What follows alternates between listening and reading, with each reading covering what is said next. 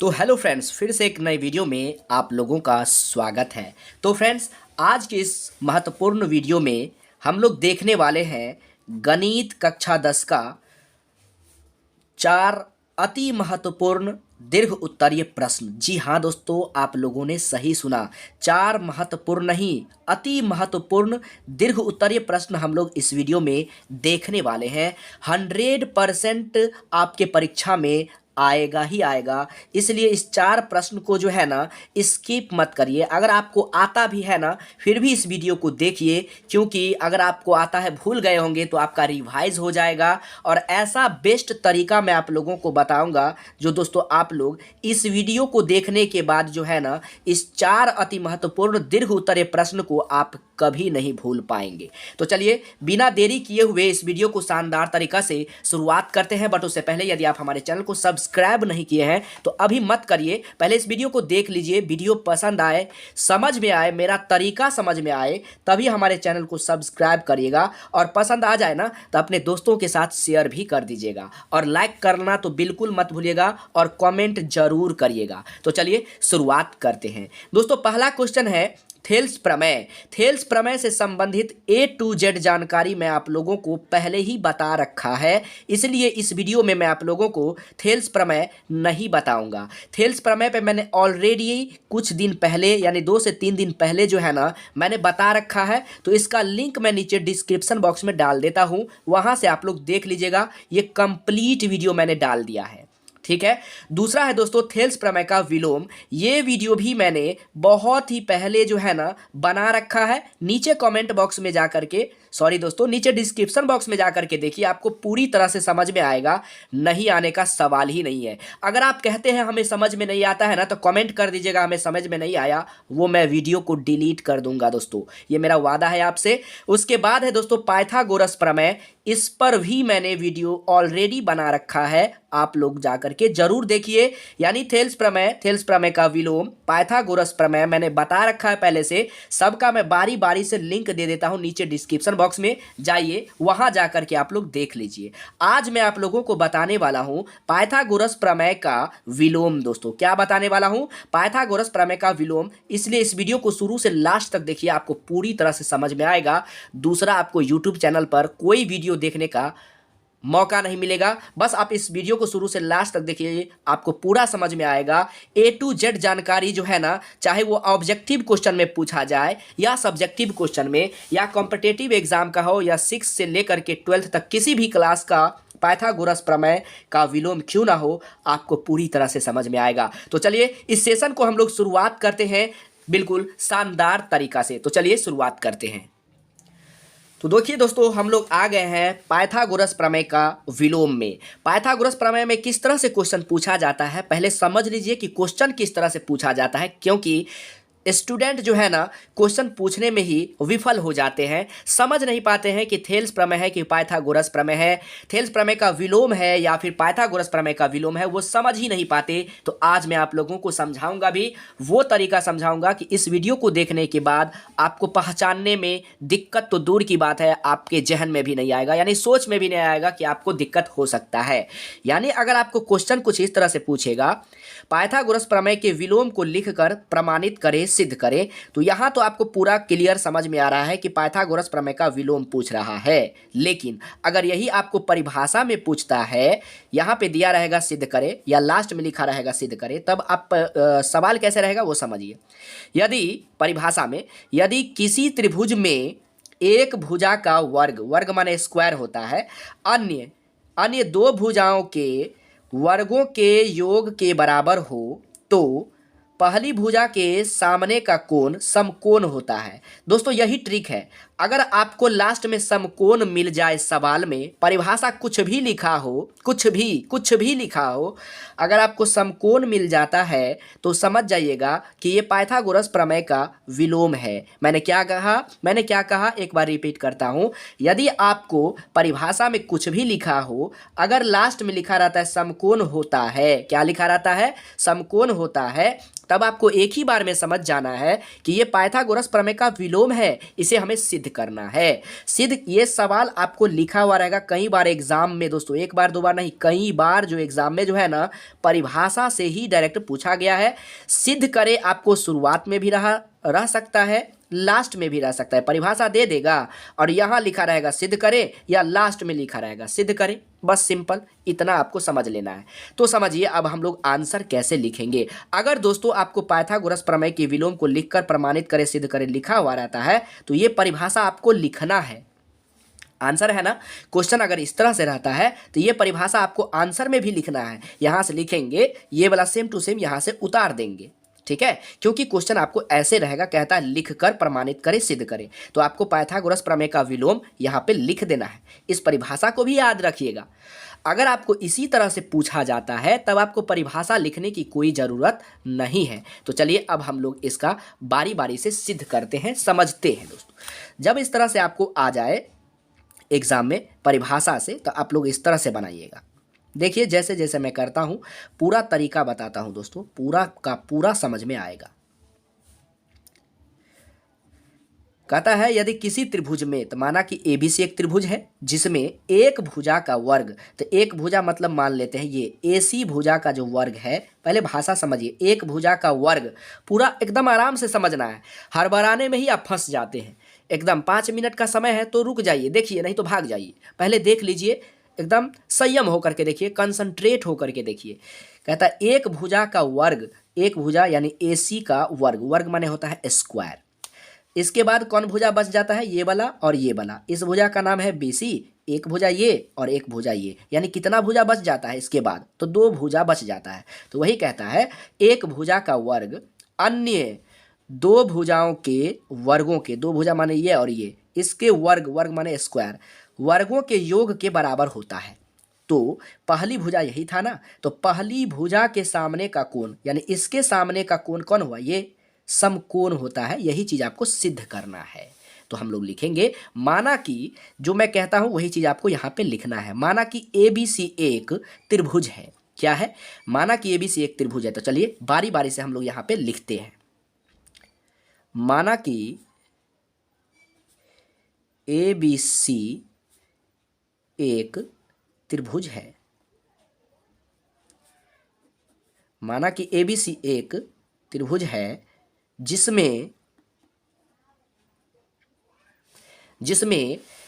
क्या एक भुजा का वर्ग कह रहा था ना, तो यहां लिखेंगे जिसमें एक भुजा माने एसी का वर्ग। यहां देखिए जिसमें एक भुजा का वर्ग मैंने लिख लिया, एक भुजा का वर्ग क्या करता है, अन्य 2 भुजा, तो एक हो गया आपका ए बी स्क्वायर और दूसरा भुजा क्या होगा, बी सी स्क्वायर। यही देखिए यहाँ समझिए मामला यही है, एक भुजा का वर्ग मैंने लिख लिया, एक भुजा का वर्ग अन्य 2 भुजाओं के वर्गों के योग के बराबर होता है, तो बराबर लिख दिया। और 2 भुजा में बच गया एक बीसी भुजा और एक बच गया ए बी भुजा, तो इसका वर्ग यानी कि ए बी का स्क्वायर और प्लस इसका वर्ग बी सी का स्क्वायर। ठीक है, ये था ना दिया हुआ पहले से। अब हमें सिद्ध करना है कि माना कि ए बी सी एक, यहाँ सी है दोस्तों, माना कि एबीसी एक त्रिभुज है जिसमें एक भुजा का वर्ग एसी स्क्वायर दूसरे भुजा के वर्ग के बराबर है। ठीक है, तो सिद्ध करना है, क्या करना है दोस्तों, तो सिद्ध करना है, तो सिद्ध करना है। बिल्कुल आराम से लिखिए, सिद्ध करना है। क्या सिद्ध करना है, ये जो कोण है ना वो आपका समकोण होनी चाहिए, यानी कि कोण बी बराबर आपको 90 डिग्री होनी चाहिए, 90 डिग्री, यही आपको सिद्ध करना है। इतना समझ पाए, उम्मीद करता हूं कि आप लोग समझ पाए होंगे, अच्छे से समझ पाए होंगे। ठीक है, तो चलिए अब हम लोग आगे बढ़ते हैं। अब हम लोग क्या करेंगे, ध्यान से सुनिए, रचना करेंगे। रचना कैसे करेंगे, यही तो बहुत बड़ा बात है। रचना करना है कि जो हम बोल रहे हैं वही चीज यहां लिखेंगे, तो ध्यान से सुन लीजिए मेरी बातों को, जो हम कह रहे हैं वो सुनिए। रचना में क्या करना है, ए बी सी की तरह एक अन्य त्रिभुज, एबीसी की तरह एक अन्य त्रिभुज DEF खींचा, यानी DEF यानी जैसा ये त्रिभुज था वैसा ही एक त्रिभुज मैंने खींचा, बनाया, लिया, जो भी आप लिख सकते हैं। या लिखेंगे माना कि रचना में, माना कि एबीसी की ही तरह, एबीसी के तरह एक अन्य त्रिभुज DEF खींचा। ठीक है, जिसमें जिसमें क्या, तो जिसमें दोस्तों DE बराबर क्या होगा AB और EF बराबर क्या होगा BC। EF बराबर क्या होगा BC। EF बराबर क्या होगा दोस्तों BC होगा। यानी क्या मैंने कहा DE बराबर क्या होगा तो AB होगा, EF बराबर क्या होगा तो BC होगा, होगा ना। और इसमें दोस्तों कोण D बराबर 90 डिग्री, ये नहीं लिए है क्योंकि ये तो सिद्ध करना है। कोण D बराबर 90 डिग्री। फिर से सुनिए मैंने रचना में क्या लिखना है, उसके बाद आप लोग को जो समझाते हैं वही लिखना है। माना कि ABC के तरह एक अन्य त्रिभुज DEF खींचा, जिसमें DE बराबर AB, EF बराबर BC तथा कोण E बराबर 90 डिग्री। इतना समझ पाए? इतना ही चीज हम यहाँ लिखते हैं, ध्यान से समझिए। तो देखिए दोस्तों, जैसा मैंने आपको कहा वही मैंने रचना में लिख दिया है। यही बोला था ना, माना कि त्रिभुज ABC की तरह DEF, त्रिभुज ABC की तरह एक अन्य त्रिभुज DEF खींचा, जिसमें DE बराबर AB, EF बराबर BC तथा कोण C, इसको पढ़ेंगे कोण D बराबर 90, सॉरी दोस्तों यहाँ पे कोण E होगा, यहाँ E है ना, तो यहाँ लिखेंगे कोण E। क्या लिखेगा कोण E। अगर थोड़ा सा मिस्टेक हो जाए तो इसको हटाइए, यहाँ पे साफ साफ लिख दीजिए कोण E बराबर 90 डिग्री। समझ पाए? इतना तो आप अच्छे से समझ गए होंगे। आप चाहे तो इसका स्क्रीनशॉट ले लें या फिर इन दोनों त्रिभुज को आप अपना एक कॉपी निकालिए, उसमें लिख लीजिए, ताकि जब भी इस त्रिभुज का ज़रूरत पड़ेगा तो हम इस त्रिभुज के बारे में बोलेंगे। ठीक है, तो आपके पास अगर ऐसा ही चित्र होगा तो आप आसानी से समझ पाएंगे दोस्तों। तो चलिए अब बढ़ते हैं हम लोग आगे। इससे आगे अब क्या करना होगा तो लिखेंगे प्रमाण। अब हमें प्रमाण करना है। अब हमें क्या करना है? प्रमाण करना है। अगर आप लोग पाइथागोरस प्रमेय पढ़े होंगे, क्या पढ़े होंगे? पाइथागोरस प्रमेय। तो आपको ये बात याद रखना होगा, त्रिभुज DEF में ध्यान से देखिए, कोण E बराबर 90 डिग्री। कहाँ से? तो रचना से। कोण E बराबर 90 डिग्री है ना। तो यहाँ पे लिखेंगे पाइथागोरस प्रमेय से, पाइथागोरस प्रमेय से। पाइथागोरस प्रमेय से हम लोगों ने क्या पढ़ा कि दोस्तों जो कर्ण का जो स्क्वायर होता है ना, वह दो भुजा लंब और आधार के स्क्वायर के बराबर होता है।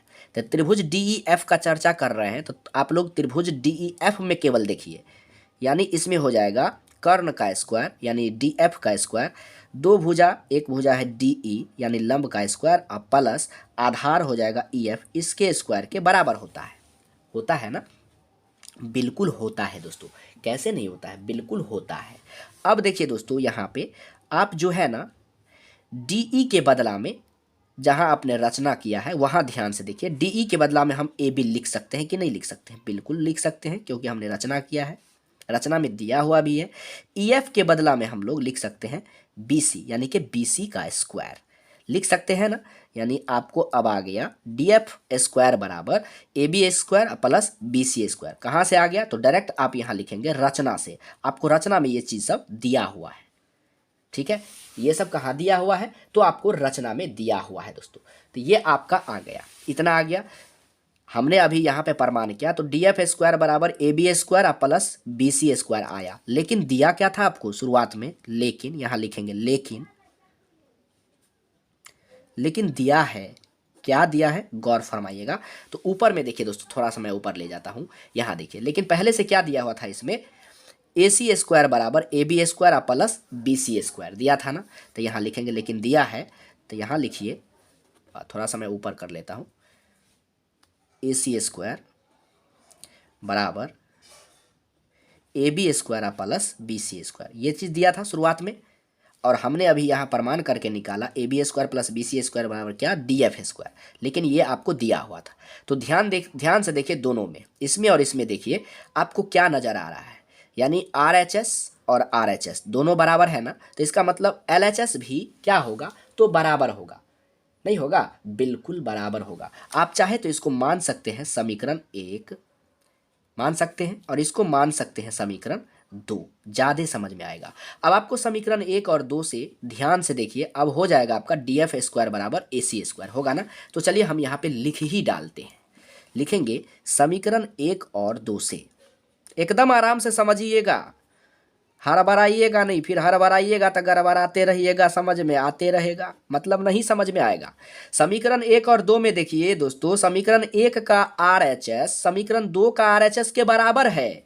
अगर RHS बराबर है तो LHS तो अपने आप बराबर हो जाएगा। तो यानी ये आप लिखेंगे DF² बराबर AC², लिखेंगे कि नहीं लिखेंगे? दोनों का स्क्वायर देखिए सेम है, तो स्क्वायर कट जाएगा, यहाँ बच जाएगा आपका DF, इधर बच जाएगा AC। तो इसको मान लीजिए समीकरण 3। क्या मान लीजिए? समीकरण 3। उम्मीद करता हूं कि आप लोगों को यहाँ तक समझने में थोड़ा सा भी प्रॉब्लम नहीं हुआ होगा। नहीं हुआ है ना? अगर नहीं हुआ है तो फिर कमेंट क्या करते हैं, अरे टुकुर टुकुर क्या देखते हैं, लाइक को दबाइए जी। तो चलिए बढ़ते हैं इससे आगे। अब गौर फरमाइए दोस्तों, अब आपका मामला सेट है पूरा, ठीक है। अब त्रिभुज ABC और DEF में गौर फरमाइए, हम लोगों ने क्या देखा दोस्तों? हम लोगों ने देखा कि AB बराबर क्या था? आप लोगों को मैंने पहले ही बताया रचना में, AB बराबर था आपका DE था ना, और एक भी और भी था BC बराबर EF। क्या था? EF। ये दोनों कहाँ से आ गया था? तो ये दोनों आपको रचना से आया था, रचना में था ना। कहाँ से? तो रचना से। कहाँ से? रचना से। और अभी अभी हम लोगों ने समीकरण 3 में देखा कि AC बराबर हो गया आपका D और F। क्या हो गया? DF। कहाँ से आया ये? तो लिखेंगे समीकरण 3 से।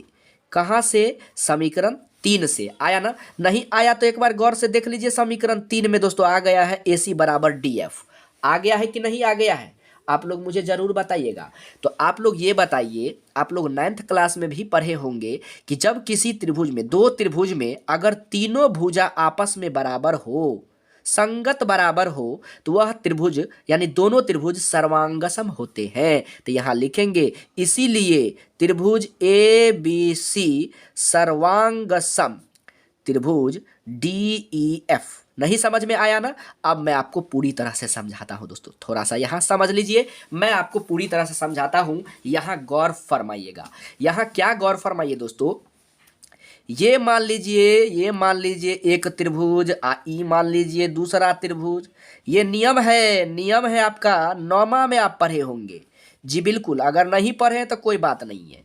यानी जब भी किसी दो त्रिभुज में एक भुजा इसके बराबर हो, यानी संगत भुजा के बराबर हो, इधर वाला इधर से बराबर होगा, इधर वाला इधर से बराबर होगा, इधर वाला इधर से बराबर होगा। अगर ये दोनों त्रिभुज, समझिए, दोनों त्रिभुज में अगर तीनों भुजा, दो त्रिभुज में यदि एक त्रिभुज के तीनों भुजा क्रमशः दूसरे त्रिभुज के तीनों भुजा के बराबर हो, तो दोनों त्रिभुज सर्वांगसम होते हैं। यानी त्रिभुज ABC सर्वांगसम त्रिभुज DEF हो जाएगा। कैसे आया? संगत भुजा यानी सेम, इधर वाला तो इधर वाला, इधर तो इधर, इधर नीचे वाला तो नीचे वाला बराबर है। ये कैसे आया? भुजा से। तो भुजा से ये दोनों त्रिभुज सर्वांगसम हो गया। इसको कहते हैं SSS सर्वांगसमता का नियम। जब भी किसी दो त्रिभुज में एक त्रिभुज के तीनों भुजा क्रमशः का मतलब ये इधर वाला है तो इधर वाला, क्रमशः दूसरे त्रिभुज के तीनों भुजा के बराबर हो, तो दोनों त्रिभुज सर्वांगसम होते हैं। किस नियम से? इस नियम को कहते हैं SSS भुजा प्रमेयता से, यानी सर्वांगसमता से। उम्मीद करता हूं कि अब आपको समझ में आ गया होगा। तो चलिए, अगर आप यहां समझ गए हैं ना, तो ये किससे बराबर हो गया दोस्तों? तो ये बराबर हो गया आपको SSS से, ठीक है। अगर आप ये समझिए, अगर दोनों त्रिभुज सर्वांगसम है ना, दोनों त्रिभुज क्या है? सर्वांगसम है, तो उसका कोण भी समकोण मतलब सर्वांगसम होगा, सेम कोण सर्वांगसम होगा। तो देख लीजिए दोस्तों, कोण B बराबर क्या होगा? कोण B बराबर कोण E होगा। कोण B बराबर कोण E होगा। तो ये समझिए, कोण E का मान आपको दिया हुआ है 90 डिग्री, और यही हमको लाना था सिद्ध करने में। समझ पाए कि नहीं? कोण B बराबर 90 डिग्री अगर आ गया तो फिर झंझट खत्म, टेंशन खत्म, प्रूव्ड हो गया। यही हमको सिद्ध करना था। अब क्या करेंगे? अब आपको अगर समझ में आ गया हो तो चैनल को दबाइए, यानी चैनल पे नए आए तो सब्सक्राइब कर लीजिए और साथ में बेल आइकन को दबाना मत भूलिएगा। क्यों? क्योंकि जब भी हम वीडियो को अपलोड करेंगे तो सबसे पहले नोटिफिकेशन आपके पास पहुंच जाएगा। और दोस्तों, हमारे चैनल को पहले से सब्सक्राइब किए हैं तो आपका बहुत बहुत धन्यवाद। और अच्छा कमेंट करिएगा कि आपको समझ में आया कि नहीं आया। समझ में आया तो अपने दोस्तों के साथ जो है ना, अपने दोस्तों के साथ शेयर कर दीजिएगा और उन्हें भी कहिएगा, अगर पसंद आ जाए तो लाइक कमेंट करना मत भूलिएगा और दोस्तों के साथ शेयर कर दीजिएगा। उम्मीद करता हूं कि ये वीडियो आपको बहुत अच्छा लगा होगा। तो मिलते हैं नेक्स्ट वीडियो में, तब तक के लिए जय हिंद, वंदे मातरम।